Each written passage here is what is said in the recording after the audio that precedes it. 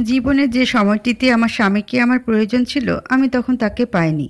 সাংসারিক জীবনের প্রতিটি আঁকে-বাঁকে যখন আমাকে থামতে হয়েছিল, আমি ঘাড় ফিরে দেখেছি আমি একা। আশেপাশে আমার স্বামী নেই। আচ্ছা, মেয়েরা সংসার করতে আসে কেন বলুন তো? শ্বশুরবাড়ির জায়গাটা মেয়েদের জন্য একটা রণক্ষেত্র, এটা তো মানবেন। প্রতিনিয়ত শাশুড়ি, ননদ, ভাসুর, দেবরের উৎপীড়নে জর্জরিত আমিটা চাইতাম সরাসরি না হলেও চার দেয়ালের মাঝে আমার স্বামী আমাকে দুটো বুঝের কথা বলুক, মিথ্যা হোক তবুও আস্থা দিক সে আমার পাশে আছে। কিন্তু আমার স্বামী এটা করেনি, সে ছিল নির্লিপ্ত। এভাবে বিয়ের 12 বছর কাটিয়ে দিলাম, দুটো সন্তান এলো। মৃত্যুর শয্যা অবশ্য আমার শাশুড়ি আমার কাছে তার কৃতকর্মের জন্য ক্ষমা চেয়েছিল। আমি বৃদ্ধাকে ক্ষমা করেছি ও বাড়ির প্রতিটি সদস্যকে। কিন্তু এখন অবধি আমি এই মেরুদণ্ডহীন লোকটাকে ক্ষমা করতে পারিনি, যে কখনো আমার পাশে ছিল না, যার কারণে একটি একান্নবর্তী পরিবারের হই হুল্লো থেকেও আমি বোধ করতাম আমি একা। আমি কখনো ক্ষমা করতে পারবো না একে। তার প্রতি শ্রদ্ধা হারিয়েছি। এভাবে কি আসলেই সম্পর্ক চালিয়ে নেওয়া যায়? আমার সব কিছু যান্ত্রিক লাগে। কথাগুলো সামনের লোকটার সাথে নিষ্পৃহ ভঙ্গিতে আউড়ে টেবিলে রাখা পানির গ্লাসটার দিকে হাত বাড়ায় শীতল। ওর পাশে চেয়ার ঠেসে বসে আছে আহনাফ, মরা দৃষ্টিতে দেখছে স্ত্রীর পানি খাওয়া। ঋতব্রত মিত্র দেখছেন দুজনকেই। হাজব্যান্ডের বয়স 38, ওয়াইফের 34। তথ্য অনুসারে দুজনে দুটি 10 আর 7 বছর বয়সী ছেলে ও মেয়ে আছে। বাড়িতে আর কেউ নেই বর্তমানে। এই 4 জনের নির্ঝঞ্ঝাট সংসার। স্বামী পেশায় একটি কর্পোরেট অফিসের সিএফএ, স্ত্রী প্রাইমারি স্কুল শিক্ষিকা। বয়স ও পরিস্থিতি অনুযায়ী এখন এদের তুখোড় পরিশ্রম করে কিভাবে নিজেদের বাড়ন্ত ছেলে মেয়েদের আরও দুটো ভালো জায়গায় টিউশন দেওয়া যায় সেটা পরিকল্পনা করার কথা। কিভাবে ঘরের জন্য নতুন আরেকটা সোফা নেওয়া যায়, 15 বছর আগের ঝং ধরা ফ্রিজটা বাদ দিয়ে কীভাবে নতুন ডাবল ডোরের ফ্রিজটা নেওয়া যায় সে নিয়ে পরিকল্পনা করার কথা। আর ওনারা এখন এসেছেন নিজেদের ডিভোর্স নিয়ে পরিকল্পনা করতে। মানব সাইকোলজি বড়ই অদ্ভুত। কতজনকে নিয়ে যে ঘাটাঘাটি করলো ঋতব্রত মিত্র একজন ম্যারেজ ও ডিভোর্স কনসাল্টার। নরওয়েতে সাইকোলজিস্ট সে। ছুটিতে দেশে এসে হানফ আর শীতলের সাথে পরিচয় হয়েছে। নিজের আরামদায়ক চেয়ারটিতে পিঠ ঠেকিয়ে পাতলা হাসল ঋতব্রত। মাথার তালুতে একটা চকচকে টাক, হাতটা সেটাতে বুলিয়ে শান্ত সুরে শীতলকে বলল, সবটাই শুনলাম এবং বুঝলাম, তবে একটা কথা হঠাৎ বলতে মনে চাইল। আপনি যে বললেন আপনার স্বামী আপনার মানসিক পরিস্থিতি কখনো বোঝেনি, আপনি চেষ্টা করেছিলেন তাকে বুঝতে? সে নিশ্চয়ই বাইরে গায়ে হাওয়া লাগিয়ে ঘুরত না, তারও পরিস্থিতি ছিল। ঋতব্রত কথায় শীতল এক পলক আহনাফের শুকনো মুখটা দেখল, পরপর জোরালো করে দিল ঠোঁট ছড়ানো তার ছেলের হাসিটা। বলল, ওর পরিস্থিতি? হ্যাঁ বুঝতাম তো, পরিস্থিতি আমাদের দুজনের ছিল সমান সমান। কিন্তু রেগে গিয়ে হুটহাট আমি কখনো ঘর থেকে বেরিয়ে গিয়ে রাস্তায় দাঁড়িয়ে থাকতাম না স্বামীকে ঘরে কান্নারত রেখে। কখনো মা বোনদের সাথে না পেরে আমি জেদ করে হাত ওঠাতে যাইনি ওর গালে। যদিও ও কখনো আমাকে মারেনি, ভদ্রলোক কিনা, তার উপর প্রেমের বিয়ে, ওই মাঝে মাঝে বোঝাতে পারত বোধ হয়। আমি তর্ক থামিয়ে বাথরুমে ঢুকতাম। আচ্ছা, আপনি এত ওর কোল টেনে কথা বলছেন কেন? আপনি আমাদের কমন ফ্রেন্ড শুক্লার হাজব্যান্ড এবং একজন মনোবিদ। আমি ডিভোর্স নিয়ে কোনো হঠকারী সিদ্ধান্ত চাইছি না, তাই আপনার সাথে আলোচনা করতে এলাম। কিন্তু আপনার কথা সুর বলছে আপনি ওর সাফাই গাইছেন, কারণ আপনিও পুরুষ, তাই কি? আহনাফ নির্বাক, নিস্তব্ধ শীতলকে বলতে দিয়ে সে থেমে আছে আজ। ঋতব্রত হাসলো আবার। ড্রয়ার থেকে সাদা রঙের একটা পেপার বের করে টেবিলে রেখে বলল, মোটেই ওনার সাইড নিচ্ছি না। আপনি এত গড়গড় করে কথা বলছেন যে ভদ্রলোক কথাই বলতে পারছেন না, তাই আমি একটু বললাম। যাই হোক, আপনারা চাচ্ছেন বোঝাপড়া করে দেখতে, সময় নিয়ে, মানে আপনাদের মরচে ধরা সম্পর্কে ডিভোর্স করাবেন, সে সিদ্ধান্ত কতটা যৌক্তিক এটা দেখতে, রাইট? জি না, একই সাথে বলে উঠেছে শীতল আর আহনাফ। আহনাফ না বলেই শীতলের দিকে তাকিয়ে বলে, আমি কিছুই দেখতে চাচ্ছি না। আমার শীতল আমার কাছে ভীষণ আদরে একজন স্ত্রী, ওর থেকে বেস্ট আমার জন্য কেউ হতেই পারে না, এটা আমি সবসময় বিশ্বাস করে এসেছি। সমস্যাটা ওর, ও দেখুক কি দেখতে চায়। আপনি বলছিলেন প্রেসক্রিপশন লিখে দেবেন আমাদের জন্য, লিখে দিন। আমি ওর কাছে ক্ষমা প্রার্থী। আমি সর্বাবস্থায় চেষ্টা করব বিগত দিনের খামতিগুলো কাটিয়ে ওঠার, আমার ভুলগুলো শুধরে একজন ভালো স্বামী হওয়ার। এর বাইরে আমার কিছু বলার নেই। শীতল চোখ নামিয়ে নিজের কোলে রাখি। মুখটা স্থবির। ঋতব্রত কাগজে কলম চালাচ্ছে ভীষণ সিরিয়াস ভঙ্গিতে। গলা সে একই সুর। এরপর স্বামী স্ত্রী উভয়ের মুখের দিকে তাকিয়ে বলে, তো আগামী 2 মাস সময় নিতে চাচ্ছেন আপনারা? আমি এই 2 মাসে আপনাদের সাথে 5টা সেশন করব। আগামী সপ্তাহে আপনারা আবার আসবেন। আপনাদের কিছু পরামর্শ অর্থাৎ টাস্ক দেব, যেগুলো সম্পূর্ণ করে আসবেন। আমি প্রতি সেশনে আপনাদের থেকে আপনাদের সম্পর্কের বর্তমান পরিস্থিতির বিশ্লেষণ শুনতে চাই। ক্লিয়ার? শীতল আর আহনাফ উভয়ই মাথা নাড়ল। ঋতব্রত বলতে লাগলো, তার আগে এখানে 2টো শর্ত দিলাম। দুজন দুজনের প্রতি সম্পূর্ণ সম্মান বজায় রেখে মেনে চলবেন। যেমন, এই বোঝাপড়ার সময়টিতে স্বামী তার স্ত্রীর প্রতি কোনো রূপ ষড়যন্ত্র করবেন না। যেমন স্ত্রীর অমতে আবার বাচ্চা নেওয়ার ডিসিশন নেবেন না। এটা তার স্বাধীনতা ক্ষুণ্ণ করবে নিজের জীবনের সিদ্ধান্ত নেওয়ার। তবে অবশ্যই আপনি স্বামীর অধিকার সম্পূর্ণরূপে ফলাবেন উইথ স্ত্রীর অনুমতি। এই বোঝাপড়ার সময়টিতে স্ত্রী সর্বোচ্চ ধৈর্যশীলা হয়ে স্বামীর থেকে তার নিজের পক্ষের প্রতিটি সাফাই শুনতে হবে। তাকে সুযোগ দিতে হবে সে যা বলতে চায় তাই বলার। তাকে সহ্য করতে হবে সম্মানের সাথে। মোদ্দা কথা, আপনারা কেউ বোঝাপড়ার সময়টিতে নিজেদের জেদ ও ছলনার বশীভূত হয়ে কোনো হঠকারী কাণ্ড ঘটাবেন না। শান্ত হয়ে দুজনের দুজনকে বুঝতে হবে। এবং আপনাদের টাস্ক হলো, 1, দুজন দুজনের সাথে সময় কাটাবেন বেশি করে। সবচেয়ে ভালো হয় বাড়িতে কেবল আপনারা দুজন থাকলে। হেল্পিং হ্যান্ড থাকলে বিদায় করে দিন। নট ইভেন একটি মাছিও থাকতে পারবে না। গরমের ছুটি পড়েছে বোধহয়। বাচ্চা দুজনকে বরং নানা বাড়ি মামা বাড়ি পাঠিয়ে দিন। আহনাফ সাহেব, পারলে ছুটি নিয়েন কদিন। 2, আপনাদের ধর্মকর্ম যেমন ইবাদত দুজন মিলে একসাথে করবেন। এটা আপনাদের সেলফ রিয়েলাইজেশনের সাথে সাথে পরস্পরের প্রতি আগ্রহ বাড়াবে। 3, দুজনে একসাথে খাবেন, বেশি বেশি ঘুরবেন। এবং আমি আবারও বলছি, এই 7 দিন আপনাদের ভাবতে হবে আপনারা সেই পুরনো আহনাফ এবং শীতল, যারা একদিন পালিয়ে গিয়ে বিয়ে করেছিলেন, আমৃত্যু একসাথে থাকার প্রমিস করেছিলেন। 4, নিজেদের পুরনো দিনগুলো রিক্রিয়েট করার চেষ্টা করবেন। এটা সম্পর্কে জল দেওয়ার মতো। মানে ধুলো জমা গাছে জল পড়লে পাতা আসলে কতটা সবুজ দেখা যায়, আপনারাও বুঝতে পারবেন সম্পর্ক ঠিক কোন পরিস্থিতিতে আছে। এবং আমাকে প্রতিটি টাস্কের নোট শেয়ার করবেন। যান বাড়িতে। 2 মাস আমি দেশে আছি। এই 2 মাস আমি আপনাদের দেখব। আসিফ এবং আলিশা। আহনাফ সিদ্দিকী ও শীতল মাহমুদের চমৎকার 2টো বাচ্চা। ভীষণ শান্তশিষ্ট দুজন। বাড়িতে তখন বল নিয়ে খেলছিল। বাড়ির হেল্পিং হ্যান্ড মিনাবুয়া রাত 8টা নাগাদ বেরিয়ে গিয়েছে। মাম্মা পাপা তাকে 1 সপ্তাহের জন্য ছুটি দিয়েছে। ওরা 2 ভাই বোন বেশ অবাক এটা শুনে। আরও অবাক হলো হঠাৎ করে যখন মাম্মা বলল ওদের দুজনকে ছুটিতে মামা বাড়ি পাঠিয়ে দেবে। ওদের আনন্দ আর ধরল না। তবে 2 চোখ প্রশ্নাত্মক। ছেলে মেয়েদের এমন দৃষ্টি দেখে আহনাফ এসে বলল, আমরা দুজন যাব না, শুধু তোমরা যাবে।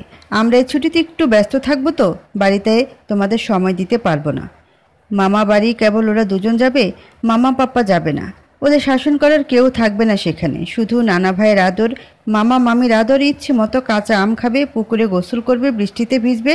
এসব বোধগম্য হতেই দস্যি 2টো মন নাচতে লাগলো। শীতল ছেলে মেয়েদের ব্যাগ গুছিয়ে দিচ্ছে দ্রুত। আসিফ আলিশার মামা স্টেশনে নামবে, এখানে আর আসবে না। সেই পর্যন্ত আহনাফ গিয়ে পৌঁছে দিয়ে আসবে ওদের। বৈশাখ মাস, বাইরে বৈশাখী হাওয়া। আহনাফ ছেলে মেয়েদের নিয়ে স্টেশনের পথে রওনা দিল। শীতের মৃদুমন্দ হাওয়াতে দুলতে থাকা জানালার পর্দা টেনে সব কটা জানালা আটকে দিল। ঝড় আসে যদি এই চিন্তা। একা অ্যাপার্টমেন্টে ও আসলে ভীষণ একা। কিছুক্ষণ মনমরা হয়ে বসে থাকার পরে উঠে টেবিলে খাবার সাজাতে গিয়ে মনে পড়ল আহনাফের সাথে খেতে হবে ওকে। প্রায় 6 বছর তো হবেই শীতল আহনাফের সাথে খায় না। ভাবতে ভাবতে 2টো প্লেট সাজিয়ে নিয়েছে। বাসন্তী চালের ভাত আর বড় ইলিশ মাছ ভাজা। সব গুছিয়ে ওর মনে পড়ল ছাদে কাপড় মেলে দেওয়া ছিল, যেগুলো তোলা হয়নি। ও দ্রুত দৌড়ে সেগুলো তুলতে গিয়ে ভিজে গেল পুরোপুরি। মেলে দেওয়া কাপড়গুলো তো আগেই ভিজলো। ঘরে এসে হাতের ভেজা কাপড়গুলো আবার ঝুড়ি ভরে রেখে রুমে ঢুকে গায়ের ভেজা শাড়িটা ছাড়তে ছাড়তে হঠাৎ চমকালো ও, যখন দেখলো আহনাফকে। রুমের দরজা ভিজে, দরজায় ঠেস দিয়ে নির্নিমেষ দেখছে শীতলকে। বাইরে থেকে এই মাত্র চাবি দিয়ে ঢুকেছে ঘরেও নিঃশব্দে। শীতল কেবল সায়া ব্লাউজ পরেনি। আহনাফকে দেখে গুটিয়ে গিয়ে ঢাকলো নিজেকে তোয়ালাতে। অপ্রস্তুত গলায় বলল, তুমি? আহনাফের অভিব্যক্তি শান্ত। বলল, এখনো হাজব্যান্ড তোমার, ছাড়াছাড়ি হয়নি আমাদের। ভয় পেলে কেন? শীতল চোখ নামালো। ঠিক তা নয়, হঠাৎ দেখলাম বলেই। আহনাফ দরজা বন্ধ করে দেয়। শীতল আইটাই করে ওঠে, আমি যাও ডাইনিংয়ে, আসছি, খাবো। আহনাফ গিয়ে সরাসরি শীতলের সামনে দাঁড়িয়ে বলল, কি ব্যাপার, এত ঘাবড়াচ্ছ কেন? আমরা কিন্তু দুদিন আগেও ভীষণ ঘনিষ্ঠ স্বামী স্ত্রী ছিলাম। হঠাৎ তোমার মতিভ্রম হয়েছে, মাথায় ডিভোর্সের পিনিক উঠেছে বলে ভুলে গেলে? নাকি ভাবছো আমি তোমার কাছে এলে তুমি দুর্বল হয়েও যেতে পারো এই বোঝাপড়ার সময়টিতে? এজন্য শীতল মুখ চোখ শক্ত করলো হঠাৎ। বলল, দুদিন আগেও আমরা মেলামেশা করেছি, তাতে আমার প্রেম ছিল ভাবছো? না, আমার কেবল বাধ্যতা ছিল স্বামীর প্রতি, আজও আছে। বলে শীতল তোয়ালে সরালো নিজের। আহনাফ ঠান্ডা চোখে ওকে দেখতে দেখতে হঠাৎ করে হাত বাড়িয়ে বাহুদরে ঘুরিয়ে নিল শীতলকে। শীতল কিছু বুঝে ওঠার আগেই ওর ভেজা কাঁধে ঠোঁট ছুঁয়ে দাঁড়িয়ে রইল। ঈষৎ শিহরণে কাঁপল শীতল। ক্ষুব্ধ মনটা হলেও শরীর তো নয়। স্ত্রীর শরীর, সে তো লতার ন্যায় নরম, ঢলে ঢলে পড়তে চায়। ও ইতস্তত করল, আহনাফ তুমি। আহনাফ ওর কাঁধ থেকে ঠোঁট সরিয়ে থুতনি রাখলো। ধিমে আওয়াজে বলল, শর্ত নাম্বার, স্ত্রীকে সর্বোচ্চ ধৈর্যশীলা হয়ে স্বামীর নিজের পক্ষের প্রতিটি সাফাই শুনতে হবে। তাকে সুযোগ দিতে হবে সে যা বলতে চায় তাই বলার। এসব বুঝি সাফাই? আহনাফের হাত সরাতে চাইল শীতল নিজের কোমর থেকে, পারল না। উল্টো চোখের নিমিষেই উঠে গেল শূন্যে। পরপর বিছানায় পড়ল শরীর। আহনাফ ভারী শান্ত, ভারী লক্ষ্মী, কি প্রেমময় ওর দৃষ্টি। শীতল পারে না ওর সাথে বাজে ব্যবহার করতে, যা কখনো পারেও নি। আহনাফ বুঝলো, আন্তঃস্বরে বলল, এটা সাফাই? আমার অনেক কিছু বলার আছে তোমাকে, তোমার অনেক কিছু বোঝার আছে এই সম্পর্ক টিকবে কি না। শান্ত হয়ে থাকো, শুনি তো, বলুন। অস্ফুটে বলল শীতল। আহনাফের ঠোঁট তখন ওর ঘাড়ে। শীতল চুপ হয়ে আছে। আহনাফ বলছে, তুমি এখনো ভীষণ সুন্দর শীতল, প্রাণবন্ত। আমিই বুড়ো হয়ে গেছি। শীতলের শরীরটা স্থবির, শুধু মুখ চলছে। ঋতব্রত দাদাকে বলে শর্ত নামায় আরেকটা শর্ত লেখাবো। কি? ঘনিষ্ঠ থেকে ঘনিষ্ঠ হচ্ছে আহনাফের স্পর্শগুলো। মাঝখানে মুখ তুলে জানতে চাইল কথাটা। মনোযোগ টানা শীতলেরই। শীতল বলে, শর্তনামায় লেখাবো কেউ যেন এই বোঝাপড়ার সময়টিতে অতিরিক্ত হালাদের কথাবার্তা বলে ন্যাকামি না করতে আসে। এইসব আমি আমার তরুণী বয়সে চেয়েছি, তখন পাইনি। এখন আর এসবের দরকার নেই। তুমি চুপচাপ একটা কারণ দেখাও আমার কেন তোমার কাছেই থেকে যাওয়া উচিত। আশিক আলিশাও যেখানে পারছে না তোমার থেকে আমার বিতৃষ্ণা সরাতে। আহনাফ শীতলের কাঁধ থেকে ঠোঁট সরিয়ে হাসল ঈষৎ। আধো অন্ধকারে শীতলের সর্বশেষ ভূষণে নিজের দৃঢ় কোমল হাত রেখে বলে, ওটাই তো করছি। ঋতব্রত দা কি বললেন শুনলে না? হাজব্যান্ড তার তরফ থেকে স্ত্রীকে বোঝাতে তার সর্বোচ্চ করবে। স্ত্রীর জেদ দেখাতে পারবে না, তাকে ধৈর্য ধরে বুঝতে হবে। শীতল বলল, এসব থেকে আবার কি বুঝবো? আহনাফ চুমু খায় শীতলের কণ্ঠনালীতে একটা। বলে, আমি আমার তরফ থেকে বোঝাচ্ছি, তুমি কি বুঝে নেবে সেটা তোমার ব্যাপার। বলে শব্দ করে হাসল আহনাফ। হাসির ঝঙ্কার তুলছে চার দেয়ালের কামরাতে। শীতল বুঝল এ নিছক দুষ্টুমি আহনাফের। এই আহনাফ তার প্রেমিক আহনাফ ছিল, যে আহনাফকে সে বিগত 12 বছর খুব করে খুঁজেও পায়নি। এখন যখন ছাড়াছাড়ির কথা তুলল তখন এসে ধরা দিল। ছাইচাপা অভিমান জমাট বাঁধতে গিয়েও বাঁধে না শীতলের। ওর মনোযোগ পাল্টে গেল পুরোপুরি। আহনাফের তৎপরতায় বৈশাখী ঝড় উঠেছে দম্পতির চার দেয়ালের মাঝখানে। শীতল এই সময়টিতে সম্মোহিত ছিল। যখন ভেতরের বাইরের উভয় দিকে ঝড় থামল, শীতল চাদরের শরীর ঢেকে মুখ ঘুরিয়ে শুয়ে রইল। আহনাফ ওকে ঘুরিয়ে নিয়ে আবার যখন দুষ্টুমি করে বলল, thank you for your cooperation, তবে আমার মনে হয়নি তুমি আমার সাথে রেগে আছো, ছাড়াছাড়ি চাও। শীতল বরাবরে লাজুক, লাল মুখটা ঘুরিয়ে নিল আবার। চলো খেতে চলো, কোমল সুর আহনাফের কণ্ঠে। দুজনে যখন কিছু সময়ের জন্য নীরব থাকলো, সে নীরবতা শব্দ করে ভাঙল শীতলের কান্নায়। আহনাফ আবার ঘুরিয়ে নিল ওকে। শীতল এইবার দুই হাতে আহনাফকে ধাক্কা দিয়ে উঠল। চেঁচিয়ে কেঁদে বলল, আমার স্পষ্ট মনে আছে তুমি আমাকে এক রাত না খাওয়া রুমে ছেড়ে দিয়েছিলে আহনাফ, তোমার ওই বোনের কারণে। এখন এত ঢং করো না আমার খাওয়া নিয়ে, অসহ্য লাগে আমার। শরীর কাঁপিয়ে কিছুক্ষণ কেঁদে শীতল চাদরে পেঁচিয়ে নিজেকে ওয়াশরুমে ঢুকে বসে রইল চুপচাপ। আহনাফ শূন্য দৃষ্টিতে তাকিয়ে রইল দরজায়। মাসখানেক আগে আহনাফের মা হুজাইফা বেগম মারা যাওয়ার পর থেকে এসবের শুরু। হুজাইফা বেগম মারা যাওয়ার আগে শীতলকে ডেকে দুই হাত ধরে ক্ষমা চেয়ে, তার সব ছেলে মেয়েদের দিয়ে ক্ষমা চাইয়ে হাতের চুড়ি দুটো দিয়ে গিয়েছিল শীতলকে। তিনি বিদায়বেলা কৃতজ্ঞ ছিলেন নিজের সেজ বউয়ের প্রতি, যে কর্মজীবী মহিলা হয়েও দুই হাতে শাশুড়ির বার্ধক্যে তাকে দেখাশোনা করেছে। অন্তত কথার খোঁচাতে কষ্ট পেতে মরতে দেয়নি তার পূর্বের কৃতকর্মের জের ধরে। খোঁচা দিয়ে কথা বলা, কাউকে কষ্ট দেওয়া এমনিতেও শীতলের স্বভাব বিরুদ্ধ কাজ ছিল।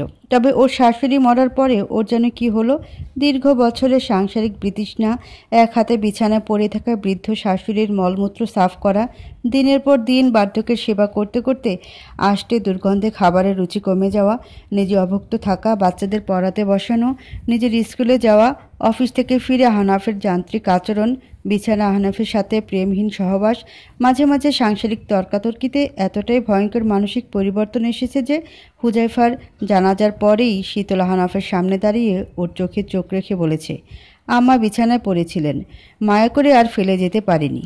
এমনিতেও তুমি আমাকে এনেছিলে কেবল তোমার সংসারের সেবা করতে। বাড়ি খালি হয়েছে, তোমার ভাই বোনরা সব সেটেলড, আম্মাও মারা গিয়েছে। এখন তুমি আমাকে মুক্তি দাও, আমি পারছি না তোমার সাথে থাকতে। আমি কেমন সুইসাইডাল হয়ে যাচ্ছি, আমার উল্টো পাল্টা করতে ইচ্ছে করে শুধু। আজ দুপুরে রাত থেকে এই আঁচল স্টোভে ফেলে দিয়েছিলাম।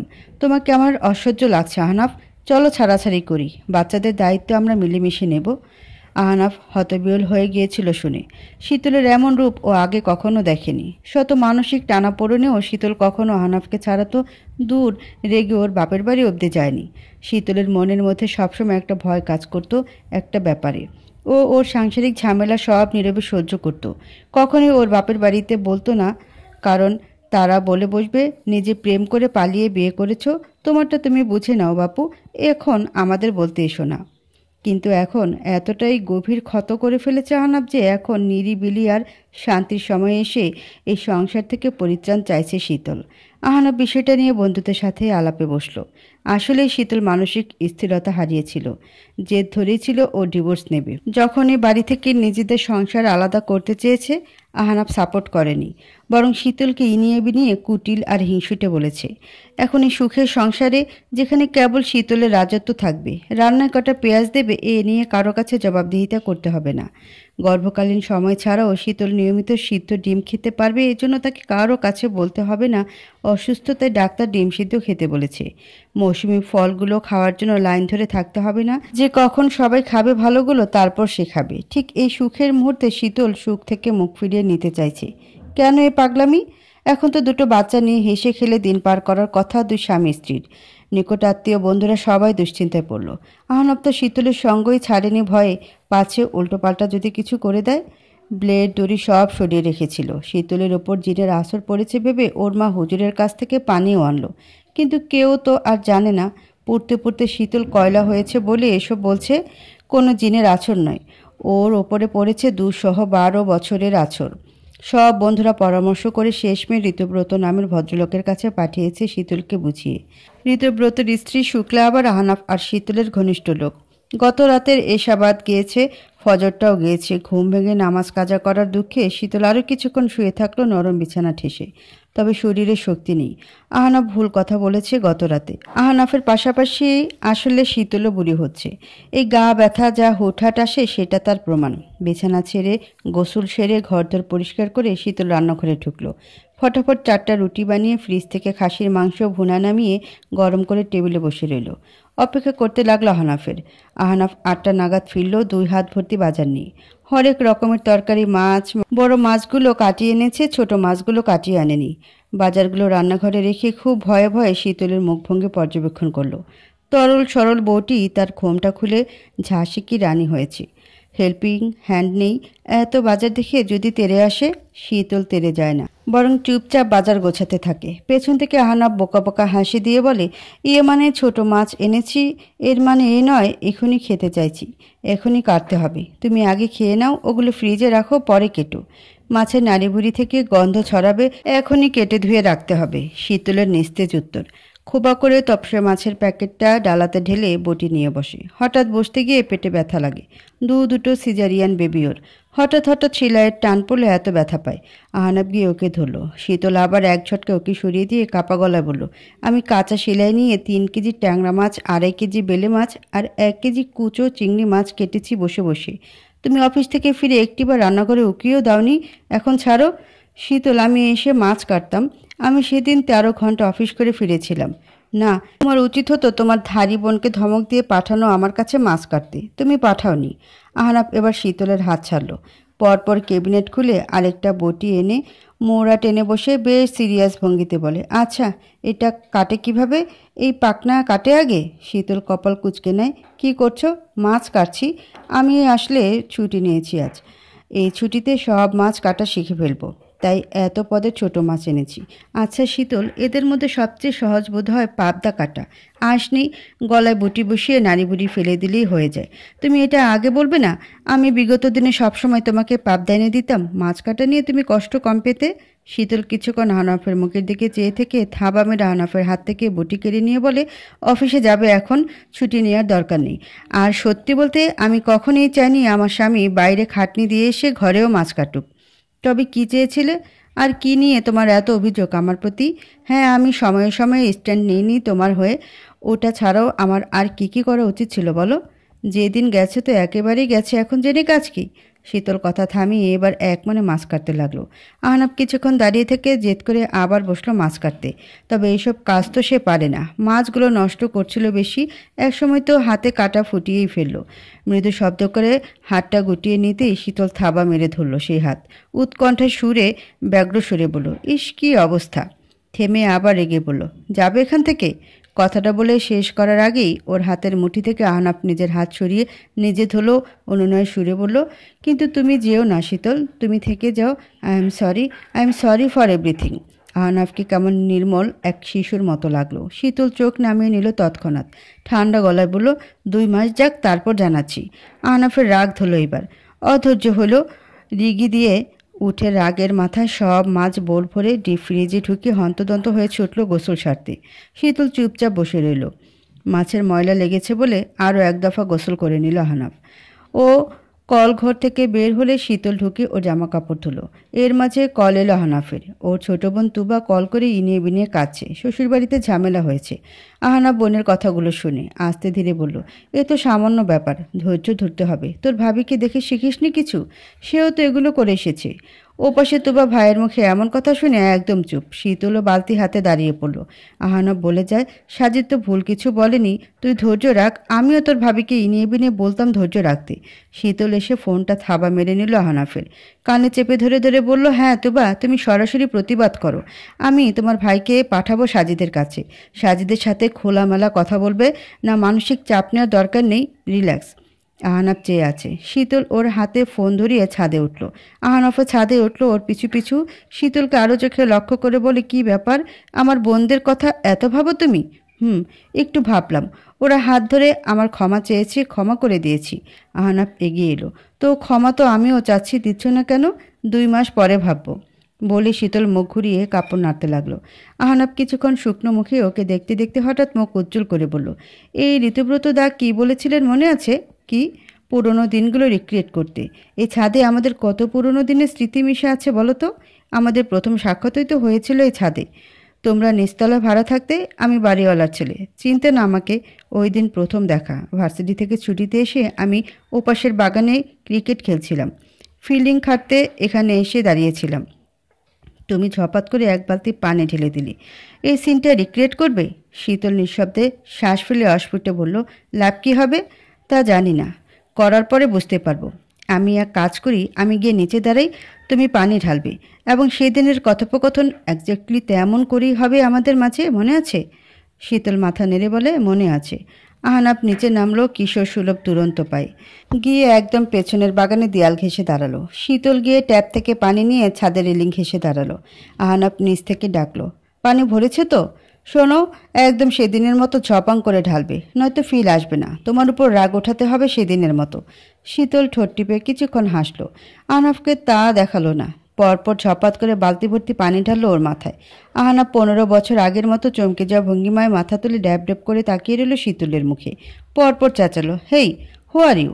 শীতল একদম মজা পেল ব্যাপারটাতে। ও সেই 15 বছর আগের কিশোরী সুলভ আতঙ্ক কণ্ঠে এনে জবাব দিল, সরি ভাইয়া, আমি দেখিনি, সরি সরি সরি।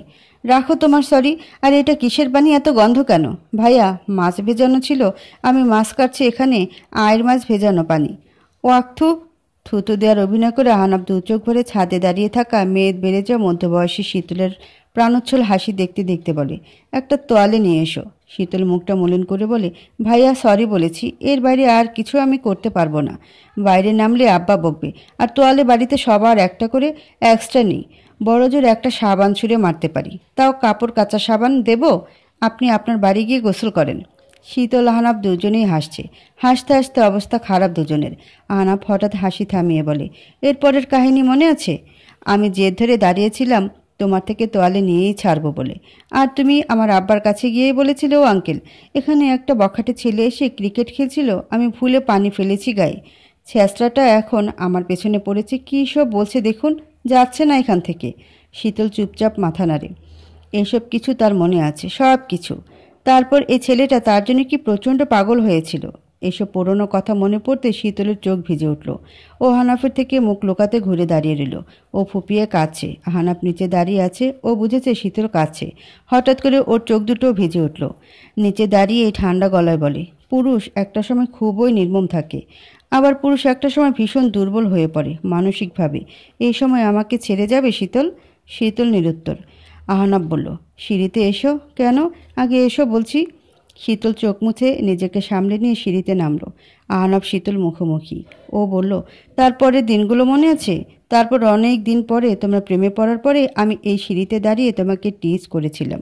ওই দিনটা রিগ্রেট করবে? শীতল চুপচাপ মাথা নাড়ল। আহনাফ হঠাৎ হাত বাড়িয়ে ওর পথ আটকে দিয়ে কপাল কুঁচকে বলল, কোথায় যাওয়া হচ্ছে? ভাইয়া, ছাদে। ছাদে কি? তোমাদের কাছে তো নিস্তলা ভাড়া দিয়েছে আব্বা, শুনেছি। ছাদে কি? শীতল ঢোকগেলার ভান করে বলল, ভাইয়া, নিস্তলায় তো বেলকনি নেই। হাওয়া খেতে ছাদে যেতে হয়, বাইরে ছেলেরা খেলতে আসে। আহনাফ হাসি চেপে রেখে বলল, ইয়ে মানে এভাবে এখন থেকে হুটহাট ছাদে যাওয়া যাবে না। ছাদের দরজা সবসময় আটকা থাকবে, চাবি আমার কাছে থাকবে। তুমি এক কাজ করো, আমার ফোন নাম্বারটা নাও, যখন যখন ছাদের চাবি দরকার হবে তখন কল করো। বলতে বলতে আহনাফ হেসে ফেলল। শীতলও হেসে ফেলল, এবার বেশ শব্দ করি।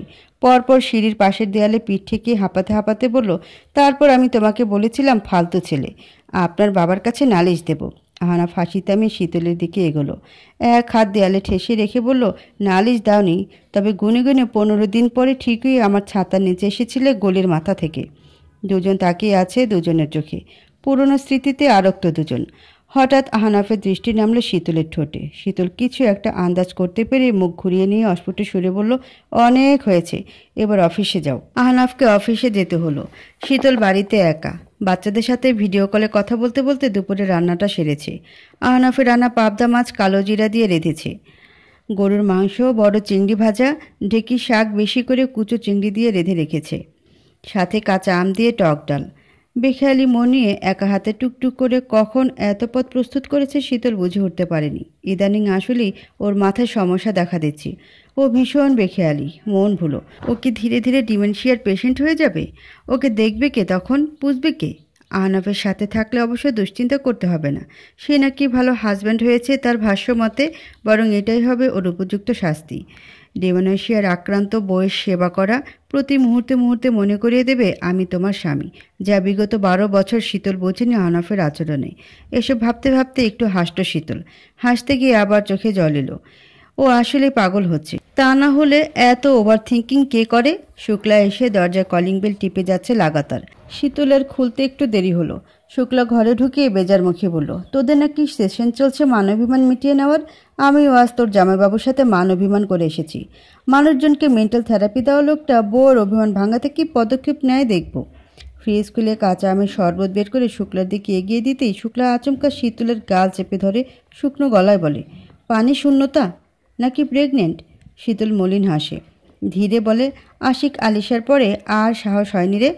আর বিগত 6 মাস ধরে আমাদের মধ্যে মেটিং অনিয়মিত ছিল। বাচ্চার পরিকল্পনা তো দূরে থাক। উদ্দেশ্যহীনভাবে ভাসছিলাম দুজন। সেই রোজ রোজ আমি ঘুম থেকে উঠে সংসার ধর্ম করেছি, রাতে ও বাড়িতে 2 হাতে বাজার নিয়ে ফিরেছে। আমাকে একটি বারও জিজ্ঞেস করেনি আমার দিনগুলো কেমন যাচ্ছে সংসারে। রাতের ভালোবাসা কেমন হতো জানিস? ওর কাছে আগে থেকে শাড়ি খুলে যেতে হতো। তার নাকি শাড়ি খোলার সময় নেই, অফিসে খুব কাজের চাপ কিনা। সেদিন রাতে মেজাজ দেখালো বিষয়টি নিয়ে, বলল, ধুর, এটা খুলে আসতে পারো না, এত সময় নেই, তাড়াতাড়ি ঘুমিয়ে সকাল সকাল উঠতে হবে। এরপর কোনো কথা নেই, কিছু নেই, কেবল নিচে টানলো নিজের। আর ঘুমিয়ে পড়ার আগে একবার বলেছিল, আসিফ আলিশার হাতের লেখার দিকে একটু খেয়াল দিও তো। ওদের হাতের লেখার অবস্থা খুব একটা ভালো না, সকালে দেখলাম। আমি জানতে চাইলাম আমার অবস্থা কেমন, এটা তুমি শেষ কবে দেখেছ? তার আগেই শুনলাম নাক ডাকছি। এটা আম্মা মরার 2 দিন আগের ঘটনা। সম্পর্কের অবস্থা এই তলানিতে পৌঁছেছিল। আমি দিশেহারা হয়ে উঠেছিলাম। ওই দিন সারা রাত ঘুমাতে পারিনি। ব্যাস ওই দিন কসম খেয়েছিলাম হতচ্ছাড়াকে একটা জটিল শাস্তি দেব আমি। জটিল শাস্তি, যা ও আজীবন মনে রাখবে। এরপর তো আমার শাশুড়ি মরে গেলেন। আমি তারপর থেকে পাগলামি নাটক করতে লাগলাম ওকে ইচ্ছে শাস্তি দিতে। বলতে বলতে শীতলের কণ্ঠের তেজ বেড়ে যায়। শুক্লা শুকনো হেসে বলল, তার মানে ভয় দেখাচ্ছিস ভাইয়াকে এমন পাগলামি করে? আসলে ছাড়বি না? না, ছেড়ে যেতেও পারি, ঠিক বলা যায় না। তবে আমাকে ও 12 বছর যেভাবে দমে দমে কষ্ট দিয়েছে, যতক্ষণ না পর্যন্ত ওর মুখে সেই কষ্ট দেখি আমি মানব না। আমার মন শান্ত হবে না। শুক্লা শীতলের কথা শুনে আরাম কেদারায় ঠেস দিয়ে বসে বলল, ভালোবাসিস না খুব? অস্পষ্ট শীতলের কণ্ঠ। কি জানি, তবে ঘৃণা করতে পারিনি। ঝরঝরে করে কেঁদে ফেলল শীতল। শ্বাস নিতে পারছে না ও কান্নার তোড়ে। মাঝখানে একটু শান্ত হবার চেষ্টা করে বলে, আচ্ছা বলতে পারিস আমরা মেয়েরা এমন কেন? আমাদের ঘৃণা করতে মন চায় না কেন এই লোকগুলোকে? শুক্লা মেয়েটিকে মায়াময় দৃষ্টিতে দেখতে দেখতে ওর চোখ মুছিয়ে দিয়ে বলল, উনি ছুলে তোর রাগ লাগে? সত্যিটা বলবি, দম বন্ধ হয়ে আসে? শীতল 2 পাশে মাথা নেড়ে অকপটে বলে, এখনও ভালো লাগে। কি বেহায়া শরীর দেখ, নরম করে ছুলেই গলে যায়। এই শরীর মনের খোঁজ রাখে না। 12 বছর ধরে ধুঁকতে থাকা মনটার নয়তো ওকে কাছে আসতে না দিয়ে ধরে পেটাতো। তাহলে এখনও ভালোবাসিস? শীতল বিষয়টা পুরোপুরি উপেক্ষা করে যেতে চাইল। বলল, ঋতুব্রত দাদাকে দিয়ে শর্ত নামায় আর একটা শর্ত লেখাবো। কি? ও আমার কাছে আসতে পারবে না, মিনমিনিয়ে বলল শীতল। শুক্লা বেশ শব্দ করে হেসে উঠল। এইবার পেট চেপে হাসি যাকে বলে। কিছুক্ষণ হেসে বলল, কেন? তোর ডিসিশন নিতে অসুবিধা হবে নাকি? শীতল চোখ নামিয়ে বসে থাকে নিরুত্তর। শুক্লা আবার ওর 2 গাল চেপে ধরে বলে, কখনো কখনো ক্ষমা জিনিসটা জীবনে আশীর্বাদ রূপে আবির্ভূত হয়। ক্ষমা? আর 12 বছরে যত পোড়া দাগ, যা যা আমি পাইনি তা? তোর জীবন কতই বা? 34-এর? ধরে নে 12 বছর তোর ছিলই না। তোর বিয়ে হয়েছে গতকাল, আমারও তো 33-এ বিয়ে হলো। হ্যাঁ, ও এক সান্ত্বনা, ভুলে গেলে ঠিক হবে। আসলে ভুলে যাওয়া যায়? শুক্লা মৃদু হেসে বলে, ভুলতে বলছি না তো। তুই যা যা পাসনি সেগুলো এখন খামচে খামচে নিবি।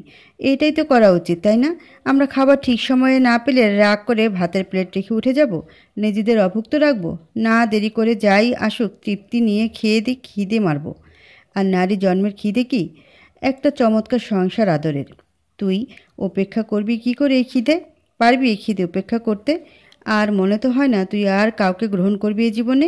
শীতলের চোখ ভিজে উঠল আবার। এত মন ভুলানো কথায় ভুলতে চাইছে না ও। এলোমেলো দৃষ্টি ফেলে শ্বাস নেয় ঘন ঘন। ভাতের কথায় মনে পড়ল দুপুর হয়ে গিয়েছে। শুক্লাকে বলল, তোকে একটু দই চিড়া দেব, খাবি? শুক্লা মাথা নাড়ায়।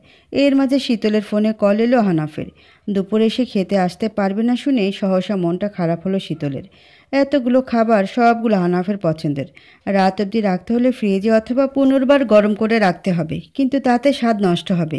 উদাস চোখে শুক্লার টেবিলে সাজানো খাবারগুলো দেখছে, আর শুক্লা দেখছে শীতলকে।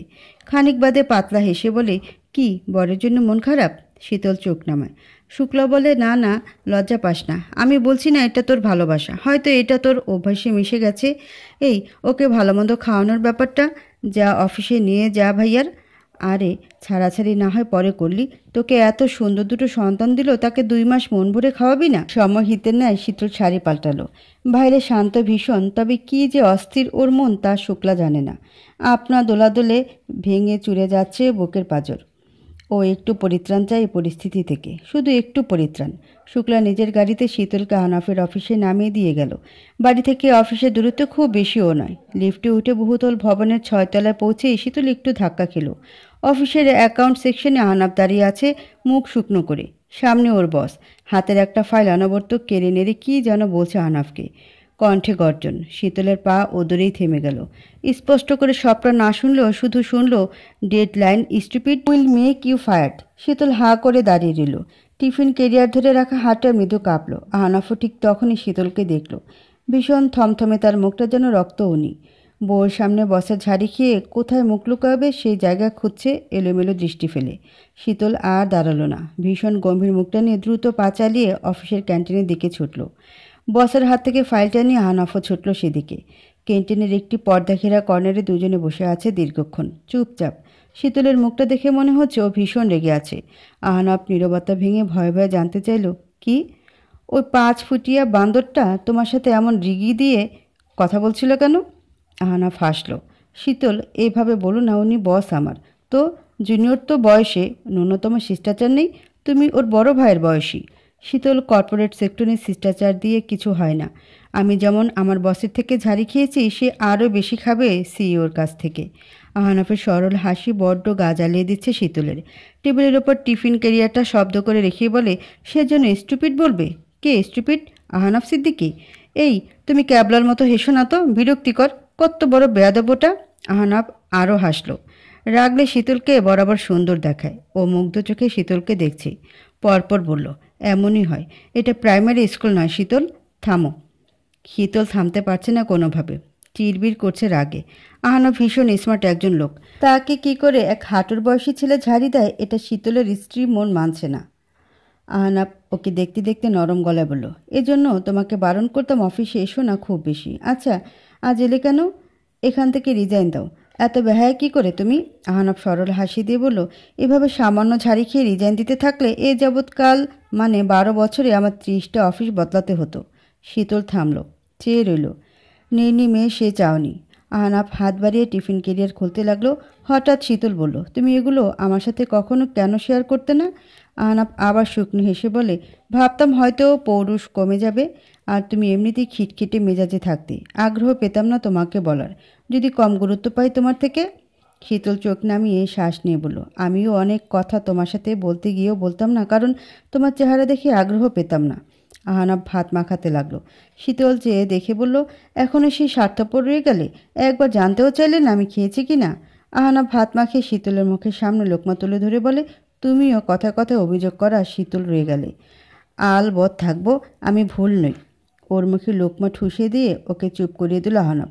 এরপর এক হাত শীতলের বাহু ধরে টেনে ওকে কাছে এনে বলে, তাই তো, তুমি ভুল নও, আমিই দোষী। সেজন্যই তো ক্ষমা চাইছি, মাফ করে দাও।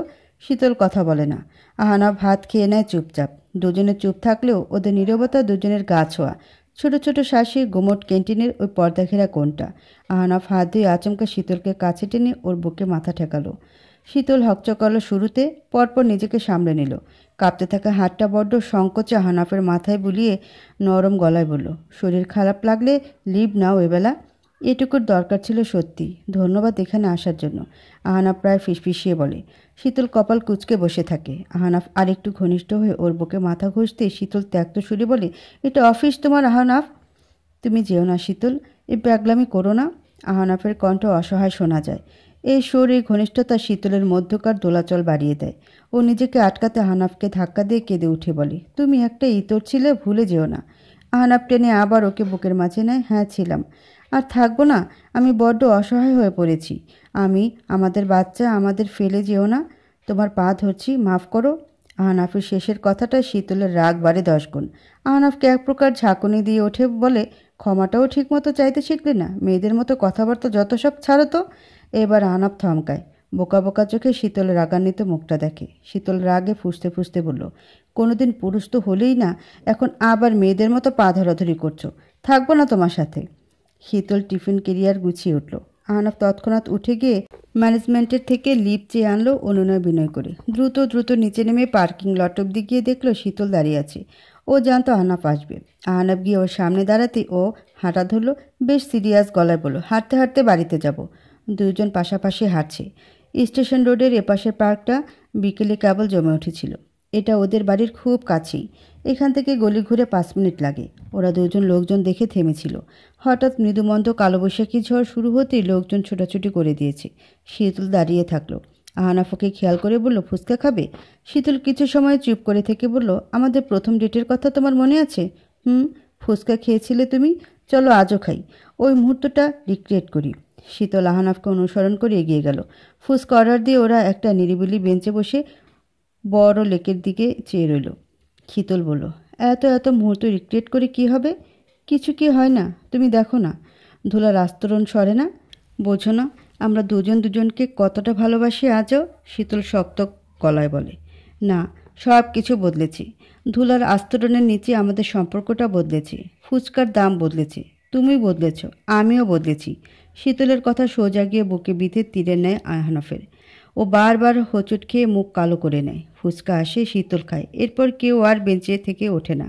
লেকের দিকে চেয়ে থেকে কাটিয়ে দেয় একটা সন্ধ্যা। হঠাৎ যখন বৃষ্টি শুরু হয়, সে তুমুল কালবৈশাখী ঝড়। দুজন উঠে রিকশা না পেয়ে বড় বটগাছটার নিচে দাঁড়ালো। ফুচকার ভ্যানগুলো বাক্স গুছিয়ে বিদায় নিয়েছে। আশেপাশে 3টা সোডিয়াম লাইট ব্যতীত আর কেউ নেই। ওরা দুজন ভিজছে। আহনাফের শান্ত দৃষ্টি স্থির হয়ে আসছে শীতলের ভেজা মুখে। শীতল বেশ কিছুক্ষণ আহনাফের দৃষ্টি সহ্য করেছে। শেষটায় বিরক্ত গলায় বলল, এত দেখার কিছু নেই। 12টা বছর খুব রূপবতী ছিলাম আমি। এখন গালে মেস্তা পড়তে শুরু করেছে, চোখ নামাও। আহনাফ কপাল কোঁচকালো। এগিয়ে গিয়ে শীতলের ঘনিষ্ঠ হয়ে দাঁড়িয়ে সরল গলায় বলল, তোমার ওই দিনটার কথা মনে আছে? আমি প্রথম তোমাকে চুমু খেয়েছিলাম বৃষ্টির মধ্যে, ঠিক এখানে দাঁড়িয়ে। তুমি আমাকে দুশ্চরিত্র ছেলে অপবাদ দিয়ে কাঁদতে কাঁদতে বাড়ি গিয়েছিলে। পুরনো দিনের কথা শীতল দারুণ লজ্জা পেয়ে গেল। ও চোখ নামিয়ে ভিজতে লাগলো। আহনাফ ওর গাল দুটো ধরে বলল, এই সিনটা রিক্রিয়েট করবে? শীতল কিছু বলার আগে আহনাফ মুহূর্তেই চুমুতে ভরিয়ে ফেলল শীতলের ভেজা ঠোঁট। চোখ কপালে উঠল শীতলের।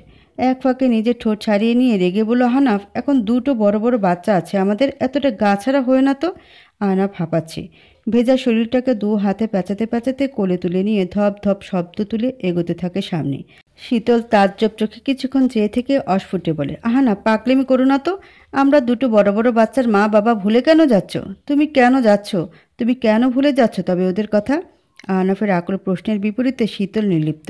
বাকিটা রাস্তা গুমট হয়ে থাকে। আহনাফ অস্থিরতা কমিয়ে শান্ত গলায় বলে, পালিয়ে বিয়ে করার পরে কাজে অফিস থেকে এই গলির মাথায় এসে বৃষ্টিতে পড়েছিলাম।